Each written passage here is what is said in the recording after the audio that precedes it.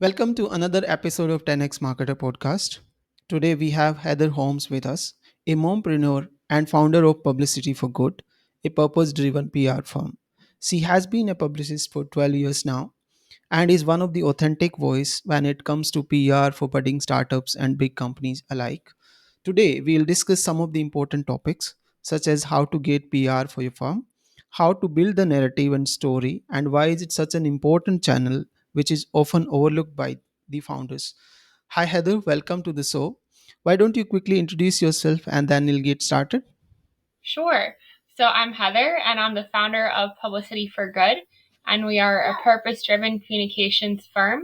We primarily work with purpose-driven entrepreneurs, content creators, influencers, as well as consumer brands. I've been doing PR for over a decade.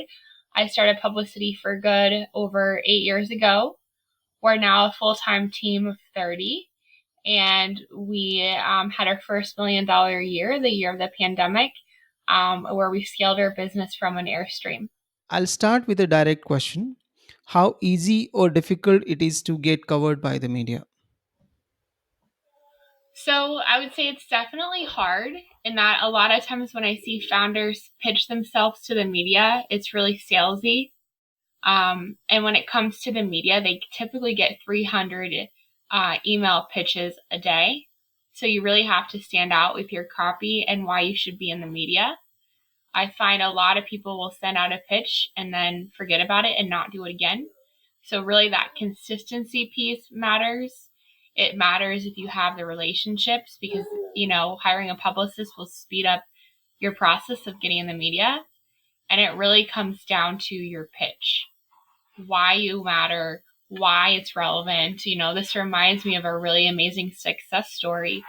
We worked with someone who was very successful, who was like very well known in the ClickFunnels community, Dan Henry. And when we first started working with him, he was just bringing in 6 figures a year. And we built out this story of Pizza Boy to 6 figures. Okay, so we built the narrative, the hero's journey. And we knew that National Social Media Day was June 30th. So we used that as our hook, as our angle to make it relevant for the media. With that, we got free TV segments. We got free stories in Business Insider. Dan then updated his landing page, added all the media logos to his landing page, utilized the TV segments and the raw clips in his retargeting. And very quickly, he scaled to $1 million. And now he's well beyond $1 million now. And it's really the integration of earned media, which is way more believable than yourself, you promoting yourself with paid traffic and a digital marketing strategy. So it is hard to get in the media because people don't have the contacts or they don't know how to write a pitch. And it is something that definitely takes you time in that you need to send the pitch, you need to do a follow-up, and you're going to be more successful if you reach out to the media every single week and or monthly. Awesome. So, when it comes to building the media narrative, what are the steps involved? How can you build a compelling media narrative which would show some interest from the media side? So first you need to reflect on your journey as an entrepreneur and look at the different moments that happened and why you chose to be an entrepreneur, because that's a part of your story. Okay. The good, the bad, the ugly. Then you need to look at trending topics and what's trending in the news where you could step in and give your voice and opinion. And then you need to look at awareness days and what's going on because you have to be relevant, especially as an entrepreneur. If you're a digital entrepreneur, most people don't know what that is or care. So you have to bridge the gap between your messaging and what you do and mainstream media. So that's really the process and how you create your story. All right. So, you talked about paid media and earned media. Let's say you are a budding startup and you want to create your marketing plan. How do you Mhm. really integrate the media channels or PR as one of the marketing channels into your overall marketing strategy? So Before we talk about that, let's talk about the benefits of PR. So every podcast or interview you do, you should typically get 30 pieces of content. So now instead of you having to be a content creator, you get all this amazing content that you can utilize in your social media channels. That's the first thing. The second thing is you can add all the media logos to your landing page as seen on to be really seen as an expert. And PR will also drive traffic to your offers and position you as a leader so that when people Google your name, they see all these amazing articles and media mentions of you. Now, how you integrate it into your marketing plan is to really first have clarity on who your ideal customer is. And then you'll start looking at media opportunities that match with your audience, right? But local media, honestly, a lot of times is the first place to start because local media will cover local entrepreneurs. So although you're on TV and your ideal client might not be watching, it really has that celebrity look and feel. And from a marketing perspective, there's so much you can do with that TV clip, content of you at the station, integrate it into your marketing to really be seen as an authority. And the process really is to look at your overall marketing strategy, promotions, and then integrate PR into that. So, when it comes to different media types, what are the different types of media or coverage that a startup can look at when they are initially going for a PR campaign? Sure. So I always suggest that entrepreneurs start locally. So that would be looking at local radio, TV, or print. That's because they want to have on local entrepreneurs. The next tier really would be online publications or websites that you can write for. That could be looking at websites such as Medium. There's so many third-party websites that you can write for. And then from there, it would be podcasts. There are so many podcasts. There are Facebook groups with podcasts that you can join. There's tools you can use to build relationships with podcast hosts. But for the digital entrepreneur, podcasts really do perform from a community building perspective and a sales perspective. And I would say probably podcasts are lower hanging fruit to get on in that there's not as much of an approval process. Meaning when you pitch a podcast, you're working with a producer and their content for the most part is evergreen and it's about your story. Where when you're pitching the news, it has to fit into the editorial framework or what's going on, or it needs to have media relevancy. So it really is based on timing, right? It's Women's History Month. It's Small Business Week. It's National Social Media Day. Let's have you on to talk about how to scale your business with social media. But podcasts are great. It's a great place to start. After podcasts, it would really be national media, digital media, Entrepreneur, Inc., Forbes, Business Insider. I've been featured on Business Insider. I've been featured on Entrepreneur and all those things. It does take time. When I was featured in both those publications, it was actual features by writers at the company, meaning that I pitched an actual writer that writes at the company, not like a contributor or third-party person. So we're actually pitching the media members that work for the company. But even to get those stories, I had to have validation and proof of other features. And then once they wanted to do my story, I had to send screenshots over to verify income. Because at the time, the story that they did for me in Business Insider was how I built a 6-figure company. So it doesn't happen overnight. And I highly suggest that people do other articles, other interviews before they just go big and go to Business Insider, because then it makes you look like a one-hit wonder. It looks fake. And you really, I've been in the media almost 800 times. And that's everything from Fox News, like national TV to Inside Edition, right? But when I first started out, I did everything, every radio, every podcast just to build it. And now my team has assets that they can utilize on social media to really raise awareness about why PR will grow your business, your impact, your sales, and your community. So you talked about a lot of media types and channels. One of Mm-hmm. the question that most people often have is, I have my own social media channels. I can put out my story on my own.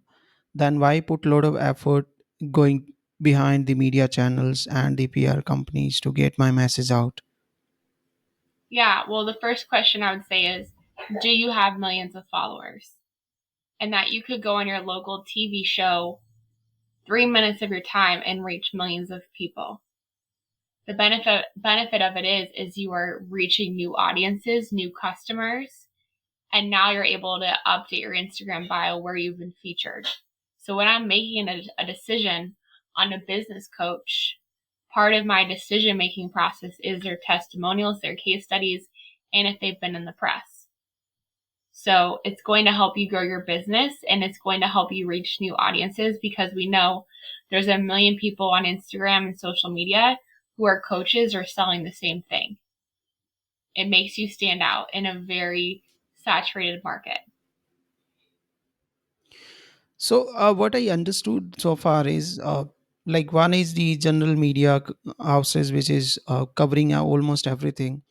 Then Mm-hmm. you have media portals or websites or podcasts which operate in a certain niche. So when you're starting as your media campaign or PR campaign, uh, it is much easier to get covered by a niche publication if you are belonging to that community versus a general publication like Forbes or Entrepreneur Inc., because they are like covering everything and they are pitched by so many other people. So if a startup is, let's say, it's into pet category, they are building products for pets, and they want to build their PR plan, what should be the starting point for them, where exactly they should start from? So that product is very consumer focused, right? Like you want people to buy your pet products. So you could go to Google and you could build a list of the top pet blogs, industry pet websites, um, pet publications. And then when that's done, you would look at competitors where they've been featured. And then you can build a list of those media outlets as well. Okay, so that's good starting point. And once you have been covered by the local media, then maybe perhaps you can use those examples to get covered by the national media. Now, another aspect of running a PR firm and getting covered in so many publications or working with so many clients, it should be a stress. It's kind of a stressful job for you, and you are a mompreneur. How do you manage all the things and still stay so positive? Yeah, my gosh. I mean, I have two under two and I'm really pregnant right now. So three under three. We're a full time team of 30 and we're in the process of hiring now. Um, a lot of it is our mission. Like, I've been doing PR for over a decade, like going on 12 plus years, and I love it so much. Like, I never don't want to do it. Like, I always want to get better, right? So, a lot of it's a game for me.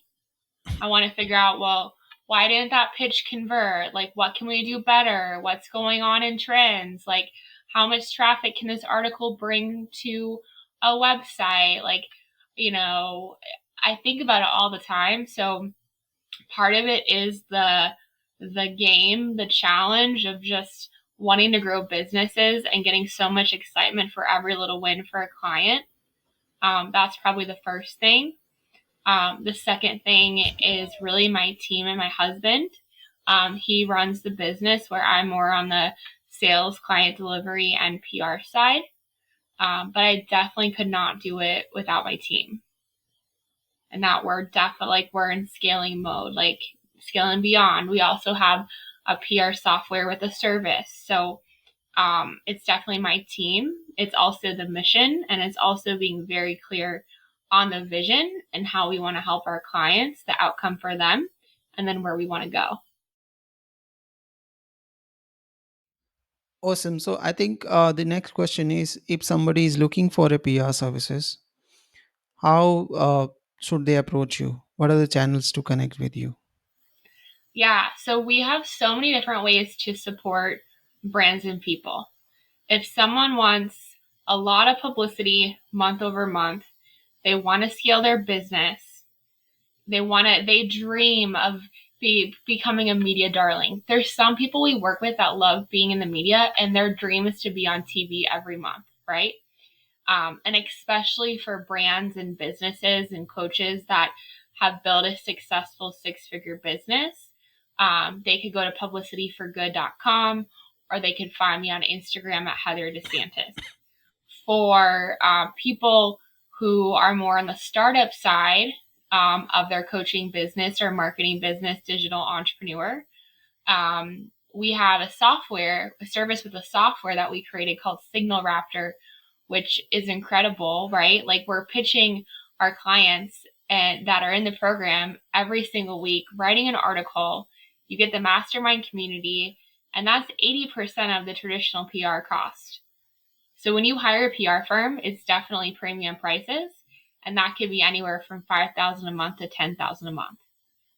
So we wanted to make PR more accessible to brands and coaches because I've seen how literally, like Regina Bonds, she's a female entrepreneur, a coach. She uses Instagram to grow her business. Her business grew by 40% just from being in the media. And her confidence has increased. She uses all the media logos in her marketing. I see these examples of growth day in and day out. Awesome. So I'm sure people would benefit from what we have covered so far. Thank you so much for being on the show, Heather. Yeah, And it was really pleasure talking to you. Uh, Take care and have a wonderful day ahead. thank So, you. guys, this was Heather Holmes. Thank you so much, Heather, for quick and valuable lessons on public relation for startups. Uh, do subscribe to our channel on Spotify and YouTube as I keep bringing new marketers and experienced professionals who have truly made 10x so far, and we learn from their life journey.